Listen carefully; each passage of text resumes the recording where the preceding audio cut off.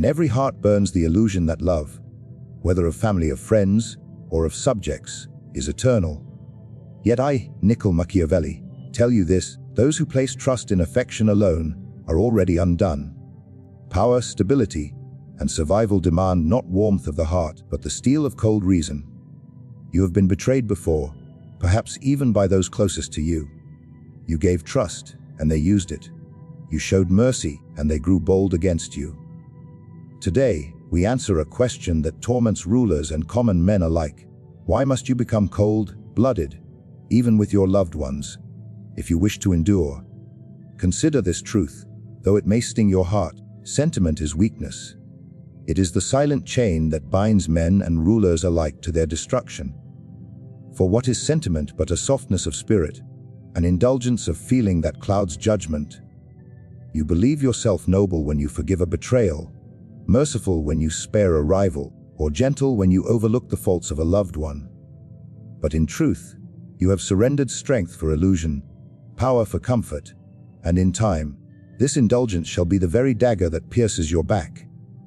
Let me tell you why. Love, affection, and mercy, they feel eternal, but they are unstable. The man who rules his household or his state by sentiment believes that his kindness will bind men closer. He believes his love will inspire loyalty, and that his forgiveness will nurture gratitude. But men are not bound by such fragile fibers. Gratitude fades, love shifts, and mercy becomes expected rather than admired. What begins as an act of benevolence ends as a display of weakness, and once others smell weakness, they act with boldness. Think of the ruler who loves his people too much. He refuses to tax them harshly, even though the treasury runs dry. He pardons rebels, believing this will earn their hearts. He hesitates to punish corruption, thinking mercy will win him affection. Yet what becomes of such a ruler? His state weakens, his people grow unruly, and his enemies sharpen their blades, knowing he lacks the stomach for severity. His sentiment becomes his downfall, for power respects only firmness, not softness, and in the smaller realm of family and friendship, the same law holds true. The father who loves his son blindly overlooks his flaws, allowing him to grow arrogant, reckless, or even disloyal. That father believes his affection will inspire respect, but instead, it breeds contempt, for when love is given too freely and without measure, it loses its value. A child, a friend, even a spouse who knows that no matter what they do, you will forgive them. They do not fear losing you. And without fear, respect collapses. Consider how easily love can be exploited. A man shows mercy to his friend, sparing him a deserved punishment. That friend, instead of feeling grateful, now sees that mercy can be manipulated. He learns that your affection outweighs your judgment, and therefore, he dares to betray you again. What you believe to be an act of kindness becomes an open invitation for further treachery. In this way, sentiment is not only weakness, it is a signal to the ambitious that you may be conquered not by force, but by your own heart. History is filled with such examples. Leaders undone not by armies, but by affection. Rulers betrayed not by strangers, but by their own blood. When sentiment governs decision, ruin follows. For the heart deceives with warmth, whispering that forgiveness breeds loyalty, when in fact it breeds only boldness in betrayal. If a ruler must choose between being loved and being feared, he must always choose fear, for fear endures when love dissolves. And if a man must choose between affection and authority within his household, he must always temper love with severity, lest his authority erode. Sentiment convinces you that to be merciful is noble, but nobility does not preserve power. It convinces you that to forgive is strength, but forgiveness without consequence is permission. It convinces you that love will protect you, but love is fickle, turning to indifference or hatred when fortune changes. What endures is not love, but the memory of power. Men respect what they fear losing, not what they are assured of keeping. Even with loved ones, affection must be measured, lest it enslaves you. When you give love without condition, you place yourself in chains. When you let mercy overrule judgment, you become predictable. And when you become predictable, you are vulnerable. The ruthless man knows this. He watches the sentimental man forgive his betrayers, excuse his family's faults, and show mercy to his rivals. He waits patiently until sentiment blinds him entirely, and then he strikes, knowing his enemy will hesitate to strike back. Sentiment is weakness because it denies you the clarity to act, as necessity demands. It tempts you to spare when you must punish, to forgive when you must sever, to embrace when you must turn away. And though in the moment it feels righteous, in the long march of time, it will hollow out your strength, until all that remains is regret that you did not act, with the cold resolve that survival requires. You may believe loyalty is a bond that cannot be broken, that once earned, it will endure forever. Yet I tell you this loyalty is conditional. It is not a permanent treasure you can store away, but a fragile arrangement that lasts, only as long as it serves the interest of those who give it. To think otherwise is to live in a dream, and dreams are the quickest paths to ruin. What does it mean for loyalty to be conditional? It means that the allegiance of men, whether family, friends, or subjects, is tied not to your character, not to your kindness, not even to your blood, but to the advantage they receive from standing beside you. They remain loyal while it profits them. They smile at you, defend you, swear fidelity to you, all because, in that moment, their own fortune is bound to yours. But when the tide turns, when your fall promises them greater safety, wealth, or opportunity, the very lips that once swore devotion will be the first to betray you. Consider a ruler on his throne. His courtiers bow, his subjects cheer, his allies send gifts. To him it appears that he is loved, that his power is secured by loyalty. But what holds these bonds together? Not love, not gratitude. It is necessity, it is profit. His subjects obey because order gives them safety. His allies flatter because his power benefits their ambitions. His courtiers bow because they fear losing his favor. The moment his strength wavers, the moment a rival offers a richer promise, all this loyalty dissolves like smoke in the wind. Do not think this applies only to rulers. Even in the private life of a man, loyalty bends with fortune. A friend is loyal as long as your presence uplifts him, as long as your resources are useful, as long as your strength shields him. But lose your influence, lose your wealth, lose your protection, and you will see how quickly that loyalty thins.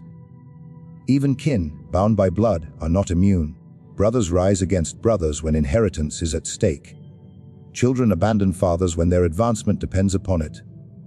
Wives, husbands, cousins, friends, they all cloak their loyalty in fine words. But beneath it lies the same truth: they stay while it serves them. You must never forget this. To trust in unconditional loyalty is to trust in a rope of sand.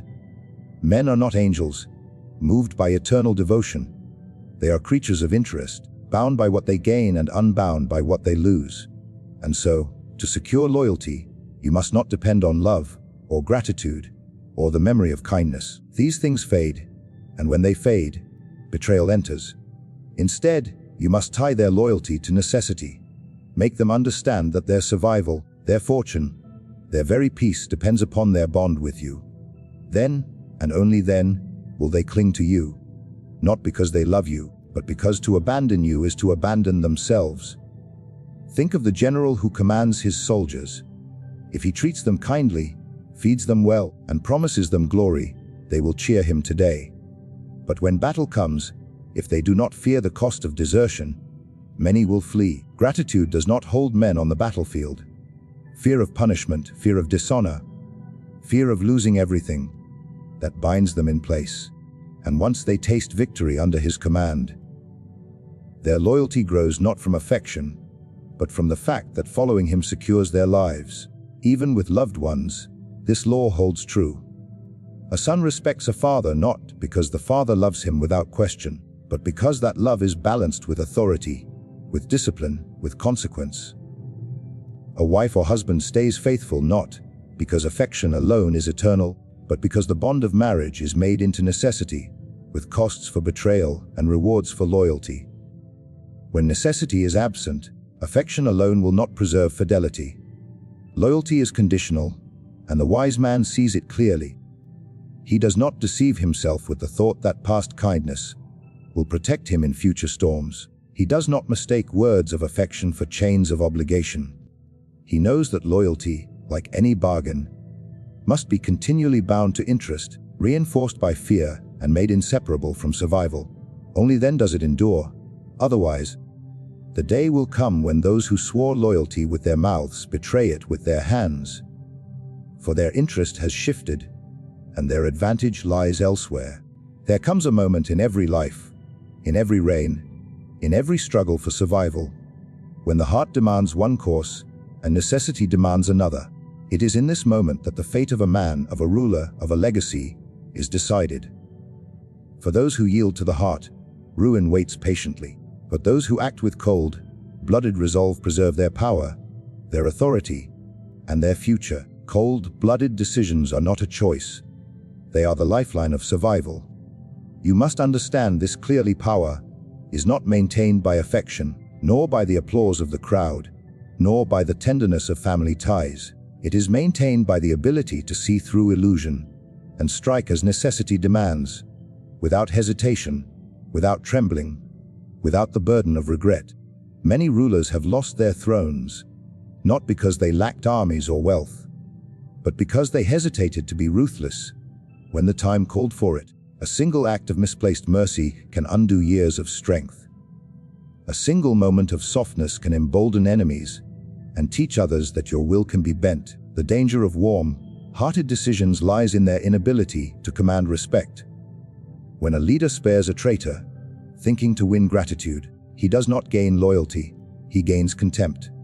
The spared man believes he has seen the ruler's weakness, and others believe the same. Soon the act of mercy, born of sentiment, multiplies into greater threats, for every man believes he too may defy without consequence. Cold-blooded severity, on the other hand, silences rebellion before it grows.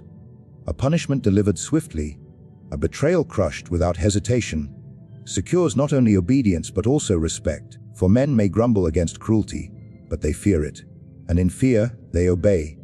History itself testifies to this truth. Cities have been lost because leaders hesitated to strike first. Kingdoms have been devoured because rulers could not bring themselves to execute a brother, a cousin, or a friend who conspired against them. The cold-blooded ruler, though condemned in whispers, remains upon his throne. The sentimental one is dragged down by those he trusted. Mercy is remembered for a moment. Power is remembered forever. Do not think this law applies only to kings. Even in the small struggles of daily life, the same necessity arises. A master who cannot bring himself to dismiss a lazy servant soon finds the rest of his household infected with the same negligence. A man who tolerates the constant betrayals of a friend because of love or shared history soon finds himself surrounded by deception. A father who refuses to correct his son firmly, fearing to be harsh, raises a man who despises his weakness. In every sphere, cold-blooded action secures respect where sentiment would breed disdain. And let us speak plainly, it is better to be feared than loved.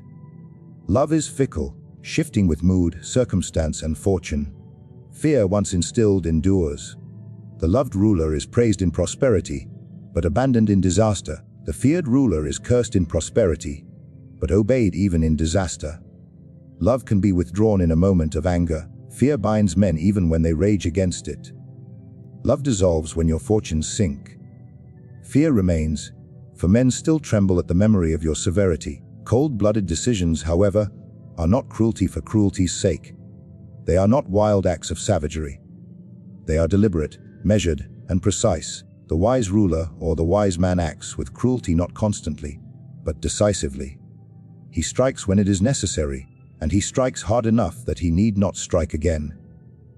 This is the essence of preserving power, to remove threats cleanly, without hesitation, so that none dare rise again. The man who punishes half-heartedly only teaches his enemies to return stronger. The man who punishes with certainty teaches them never to return at all. Cold-blooded decisions also preserve order. When justice is delayed by sentiment, chaos spreads. When corruption is excused out of affection, decay multiplies. When betrayal is pardoned for the sake of love, it becomes a plague that infects all. But when the ruler acts with severity, when the father disciplines without hesitation, when the leader cuts out the rot at its first appearance, then order is restored and stability preserved. Those who witness it may whisper of cruelty, but in their hearts they know strength protects them, while weakness endangers them all. To govern others, whether a nation, a family, or even oneself, one must act as the surgeon who cuts without trembling. The blade may cause pain, but it saves the body from death. The hand that hesitates, out of pity, allows the disease to spread until it consumes all. The cold-blooded man does not rejoice in cruelty, but neither does he flee from it when it is required. He acts with reason, not emotion. He acts with necessity, not indulgence. And by doing so, he secures his place, his power, and his survival in a world where sentiment has no shield. There is a principle that few dare to speak aloud, yet it governs the fate of rulers, families, and men who seek to endure. The greater good of control outweighs personal feeling. This is not a call to cruelty for cruelty's sake, nor is it a celebration of coldness. It is the recognition that in a world filled with ambition, envy and betrayal, stability and order demand decisions that often wound the heart. To maintain power, to preserve what you have built, to ensure survival, you must place the needs of the whole above the desires of the individual, even when that individual is a loved one. Consider a ruler faced with rebellion. He loves his son and wishes to spare him from the consequences of disobedience. He loves his minister and hesitates to remove him despite clear incompetence. He loves his people and refrains from enacting harsh but necessary laws. In each case, sentiment tempts him to act gently, to seek compromise, to delay the inevitable. Yet compromise often becomes weakness. Delay becomes opportunity for enemies, and mercy becomes invitation to disorder. Those who prioritize feeling over control may comfort their conscience in the moment, but they endanger everything they hold dear in the long term. The law of necessity is harsh. Sometimes the one you love most must be corrected, disciplined, or even sacrificed for the stability of the greater whole. The ruler who allows his son to act without restraint teaches the court that the rules do not apply equally, and chaos spreads. The leader who refuses to remove a corrupt minister encourages corruption to thrive unchecked, eroding authority from within. The head of a household who avoids conflict to preserve peace fosters rebellion and disrespect. In every case, control is more important than affection, because without control, love itself cannot endure. Understand that the greater good is not abstract. It is practical. A state without order falls to anarchy. A household without discipline dissolves into conflict. A business without structure collapses into chaos. Control is the mechanism through which stability is maintained, and stability is the soil in which loyalty, productivity, and peace can grow.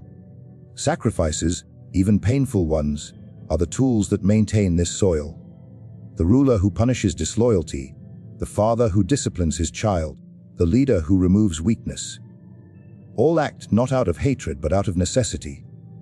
Their actions preserve the system that allows everyone else, even those they chastise, to survive and flourish in the long run. It is crucial to recognize the role of perception in enforcing control. Men respect a hand that acts decisively, even when it wounds them.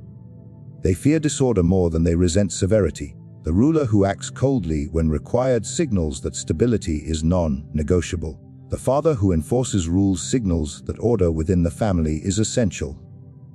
Control is not only about the act itself, but also the lesson it teaches, that stability depends on adherence, that disorder is punished, and that survival is linked to respect for authority. Through control, a ruler shapes behavior, prevents chaos, and ultimately protects those he governs, even when they cannot yet see it. Control also requires foresight. A wise man does not act only for the present moment, but anticipates the consequences of indulgence. Allowing too much leniency today may yield loyalty, but it sows the seeds of rebellion tomorrow.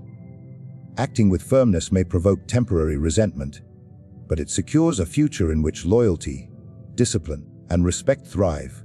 The greater good, therefore, is not a temporary measure, it is a long-term strategy. It values outcomes over emotions, foresight over impulse, and stability over sentiment. Those who fail to see this are blinded by affection, and their failure is both predictable and unavoidable. Even in private life, the principle of control applies. A parent may struggle with the desire to grant every wish. A spouse may wish to avoid conflict. A friend may hesitate to confront dishonesty, yet without clear boundaries and firm guidance, relationships decay. True affection is demonstrated not in indulgence but in structure, in the imposition of necessary limits, and in actions that secure harmony and survival. To act otherwise is to place temporary comfort above enduring stability, and in doing so, invite the very chaos you hope to avoid. Control demands courage. It demands the willingness to act decisively, even when it may bring anger or disappointment. It demands clarity of vision, understanding the consequences of every indulgence and every leniency.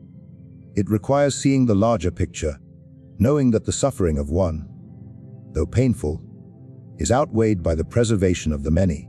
The coldness it demands is not heartlessness, but clarity of purpose, a recognition that the greater good is the foundation upon which survival, loyalty, and power are built. It is a truth few dare to embrace. The needs of the collective, of the household, of the state, of one's own domain, often demand sacrifices that strike at the heart. Yet without these sacrifices, without this cold calculation, control slips through your fingers. Chaos rises, betrayal flourishes, the bonds you cherish crumble. To govern effectively, to lead successfully, to endure as a man or ruler, one must place the greater good of control above personal feeling, above affection, and above sentiment. And so, we arrive at the unvarnished truth. Power, survival, and stability demand a heart tempered by reason, not swayed by sentiment. Sentiment is weakness, loyalty is conditional, cold-blooded decisions preserve authority, and the greater good of control outweighs personal feeling. To act otherwise is to invite betrayal, chaos, and ruin, even from those you love most. The world is neither kind nor forgiving. It rewards clarity over compassion, decisiveness over hesitation, and foresight over indulgence. If you wish to endure, to protect what you have built, to secure your legacy, you must embrace the lessons of necessity. You must act with a mind unclouded by affection, a hand unshaken by emotion, and a heart aligned with reason. Love, mercy, and loyalty are illusions if untempered by authority and strategy. They bind only while convenient, crumble when challenged, and betray when unchecked. The cold-blooded man, who acts with precision, who balances affection with firmness, who places control above all, alone navigates the storms of ambition and survives where others fall. In the end, the lesson is clear: do not mistake kindness for strength, or affection for loyalty. Preserve power through reason, secure loyalty through necessity, and govern with an unflinching eye on the greater good. Only then can you rise above weakness, endure the treacheries of men, and maintain your place in a world ruled by ambition and self-interest. The choice is yours: follow sentiment and risk ruin, or embrace cold-blooded reason and claim the survival that few achieve.